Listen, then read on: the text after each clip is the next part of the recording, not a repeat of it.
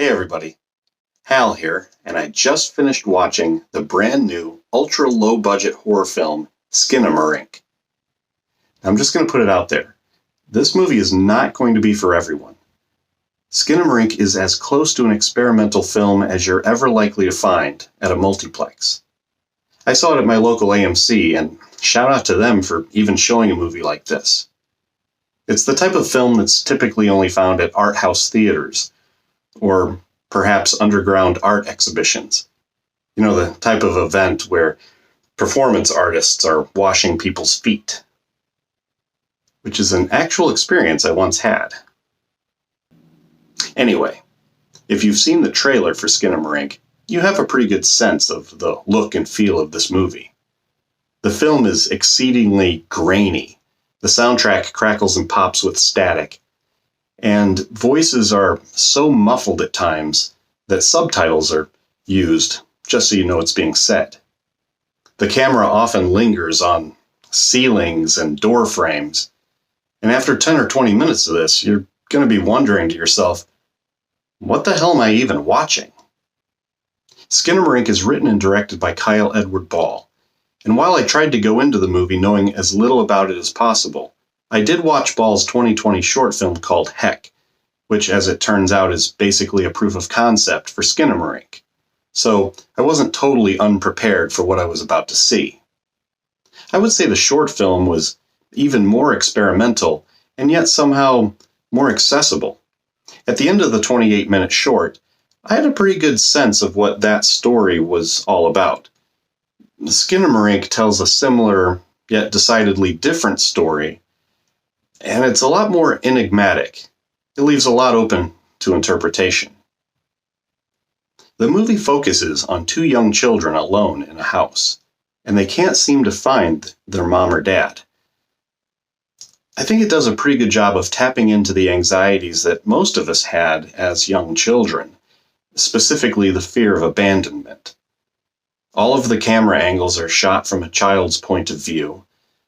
Cartoons play incessantly on the television. And in between eating cereal and playing with Legos, the children look for their mom and dad. Sometimes they find them, but usually they don't. So what's going on here? Are they stuck in a nightmare, or is something more sinister at play? Perhaps they're in an in-between realm, some sort of purgatory, and that would be its own kind of nightmare. Now, I didn't find the movie to be particularly scary, but it is creepy at times. And there's a sense of impending dread that often hangs over the proceedings. But then there are long stretches of time where seemingly nothing happens. And then occasionally, out of nowhere, we'll get a very abrupt and very loud jump scare. The cheapest kind of jump scare, in my opinion.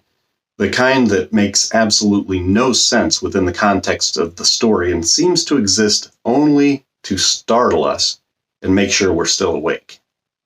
My guess is that most people are going to hate this movie.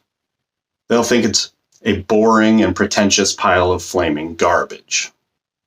And then there'll be people who come out on the other side and proclaim this to be some sort of masterpiece, mostly to make themselves feel superior to all the folks who didn't get it. The film is not a flaming piece of garbage, nor is it a masterpiece. It exists somewhere in between, much like the children in the movie. And how much you lean one way or the other depends entirely on how much patience and tolerance you have for something so unconventional and ambiguous. Me personally, I land right in the middle. I didn't particularly enjoy the experience of watching this movie, but I also didn't hate it.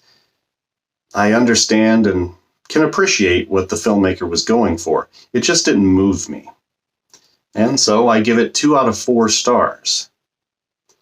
Perhaps the worst thing that I can say about the movie is that I liked the trailer way more than the actual film. I mean, it truly is creepy. If I were rating the trailer, I'd give that 4 out of 4 stars. Thanks for watching my review of SKINAMARINK. Please leave a comment below, and don't forget to like and subscribe.